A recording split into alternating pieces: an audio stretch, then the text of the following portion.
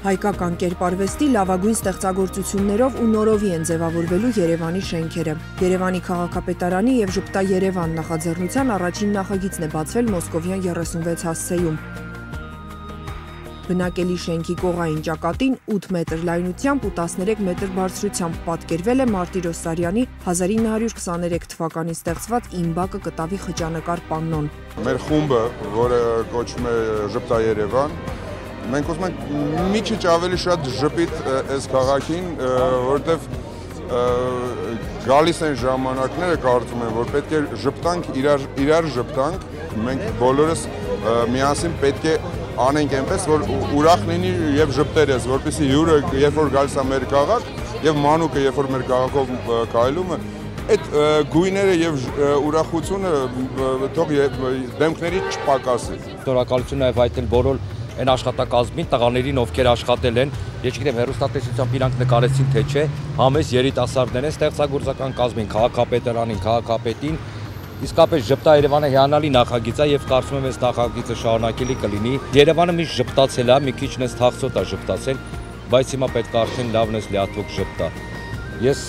արդեն ժպտում եմ Երևանը նախագիծ աշխատեց, որտեղ Սարյան փողոցը արդեն ժպտում է։ Մենք տեսանք արդեն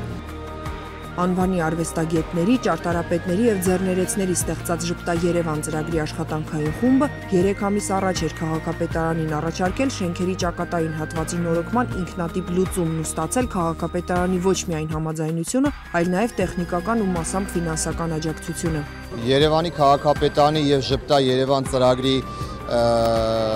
հետ միասին ստեղծվեց այս ծրագիրը, որը որ մոզաիկ պրինցիպով գեղեցկացվում է Երևանի քաղաքի անշուք վայրերը, շատ լուրջ պրոցես է անցնում, որտեղ դա մեկ էսքիզով չի արվում, դա արվում են մի քանի էսքիզներ, որոշում է կայացվում խմբի կողմից եւ ի վերջո քաղաքապետարանի կողմից թույլատրությունից հետո արդեն պատրաստվում է այս աշխատանքը։ Բնօրինակի գույները առավել ճշգրիտ վերարտադրելու համար խճանկար պաննոն հավաքվել է Մանե Թալզի ձեռակերտ մանրասալիկներով։ Մեկ ամսից քիչ ավելի է պահանջվում նման աշխատանքի համար, արհեստանոցից շենքի պատ։ Մոզաիկան երկու փուլից է բաղկացած, առաջի փուլը, որ արտադրամասում համապատասխան նկարի վրա, մեկը մեկի մասշտաբով հավաքում է խճանկարը, հետո հատուկ պրոցեսի միջոցով մաս առ մաս բերվում է համարակալված, էլի։ Հետո արդեն մոնտաժային աշխատանքն են դրանից հետո հաջորդել։